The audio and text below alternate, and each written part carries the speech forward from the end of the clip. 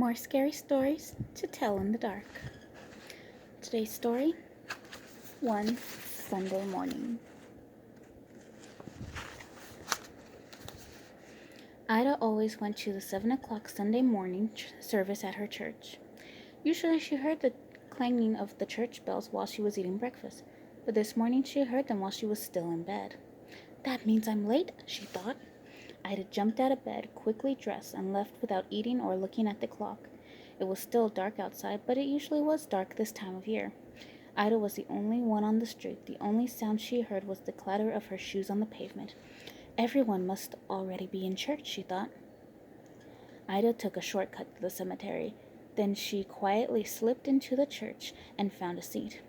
The service had already begun. When she caught her breath, Ida looked around. The church was filled with people she'd never seen before.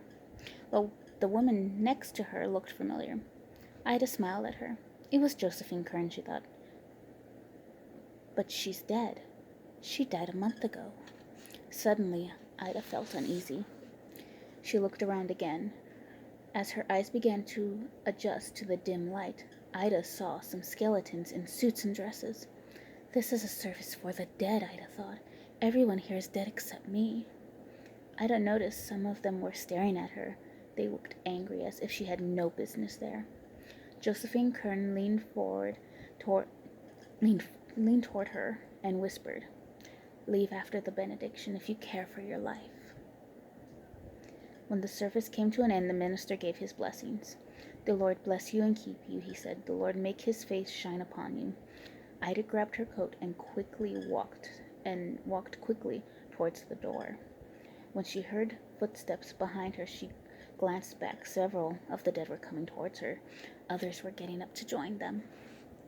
"The Lord lift his countenance to you," the minister went on. Ida was so frightened she began to run. Out the door she ran with a pack of shrieking ghosts at her heels. "Get out," they screamed. Another shouted, "You don't belong here," and ripped her coat away. As Ida ran through the cemetery, a third grabbed the hat from her head. "You don't come back," it screamed, and shook its arm at her. By the time Ida reached the street, the sun was rising, and the dead had disappeared. Did this really happen, Ida thought to herself? Or have I been dreaming? That afternoon, one of Ida's friends brought over her coat and hat, or what was left of them. They had been found in the cemetery, torn to shreds.